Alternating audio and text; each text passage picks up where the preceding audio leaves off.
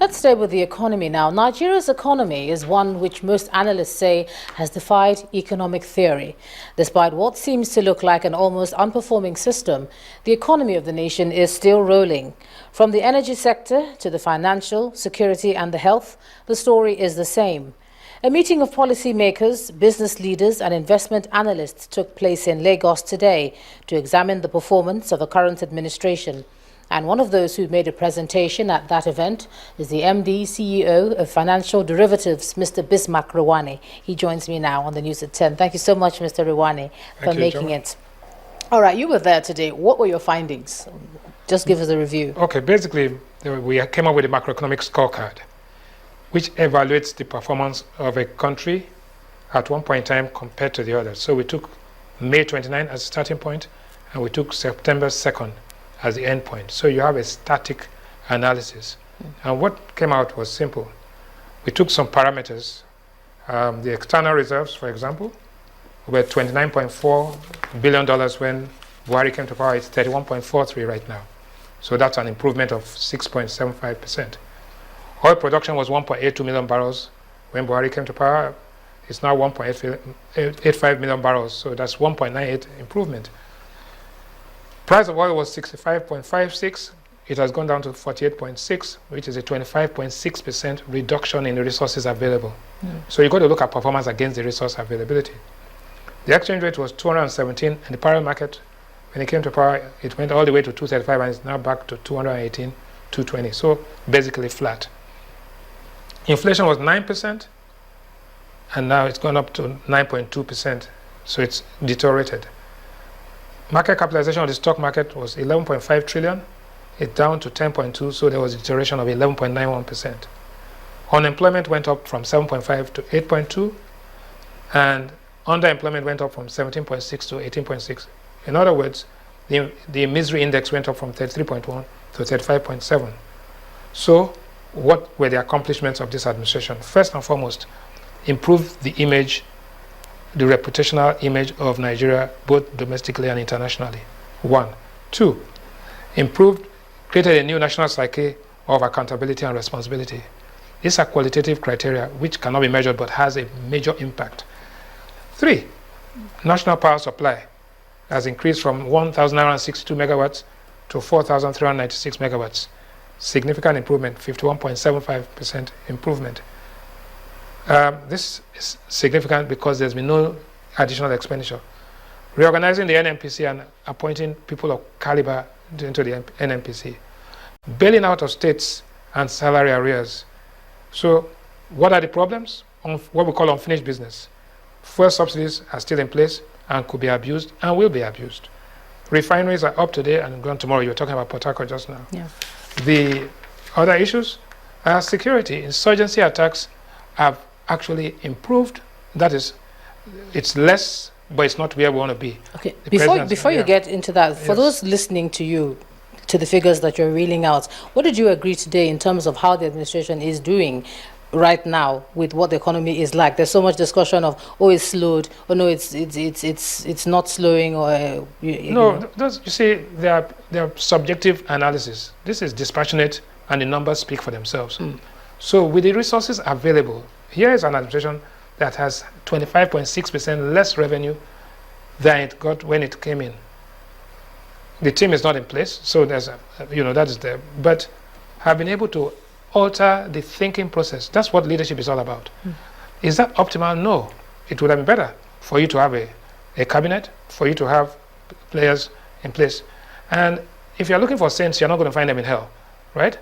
And secondly, you go to war with the army you have, not the army you wish to have, because the war is not waiting. So these are some areas that the administration has to do in terms of strategic thinking and not reactive responses. This is key. So the economic data and scorecard is not subject to any imagination. They are facts. The facts are that the performance is good, but it is suboptimal. What else should be done? If I was in charge, I would talk about subsidy removal. I would talk about an exchange rate that is market driven. But those are the things that you do after stability. So what one sees is an attempt to stabilize an economic patient that is being in intensive care for some time. Okay, let me just ask you, we're talking about them altering the way we are thinking, Yes. trying to get it to be more positive. Yeah. But in terms of investors' confidence, is that really happening? Are they altering the way they are thinking? Investors like certainty. Investors all over the world are saying that maybe there are certain things that need to be done. One, the exchange rate mechanism has to be established. Not the exchange rate, mind you. You can move the exchange rate anywhere you like. Even the day you determine the exchange rate, it's already obsolete. So we need a mechanism that says, okay, for example, if you say that the exchange rate, the BDC exchange rate minus 10 naira is the rate at which the central bank will sell money to you. That's a mechanism. Then you can intervene to find stability. So investors are concerned about that. It happened in China some days ago. When investors are concerned, they vote with their feet. So, but you must have the building blocks. So what the government is doing is probably putting the structures in place, and then they will deal with these issues as they come along. But you cannot deal with these issues without having a foundation in place. So moving ahead to 2016, what is the outlook going to look like with what you've assessed right now? Well, in 2016, Nigeria has 4 oil prices that it has to look at. There's what we call aspirational price, which is great to have. $120 a barrel is great to have. We'll achieve everything we want to achieve. $72 a barrel is what we call good to have. At that point, our fiscal revenues will be equal to our fiscal expenditure.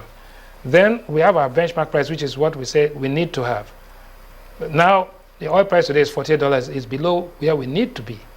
But then we have $25 a barrel, which is must not have.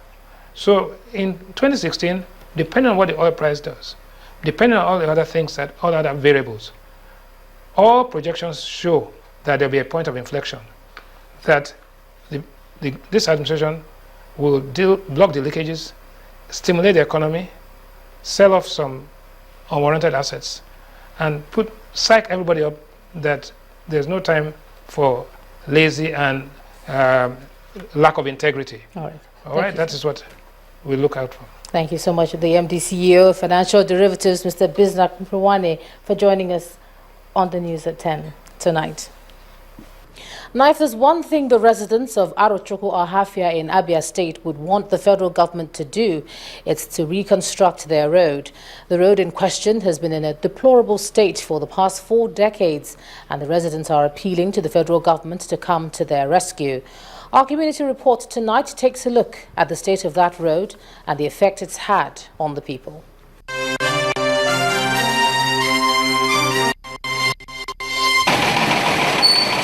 This is Arochukwu Ahafia Road in Abia State, in an obviously sorry state. This 34-kilometer road was constructed in 1947, and since then, the community members say it has not seen any form of rehabilitation. From Aro to Ahafia, no road. According to residents, the reconstruction of the road has been awarded by successive governments.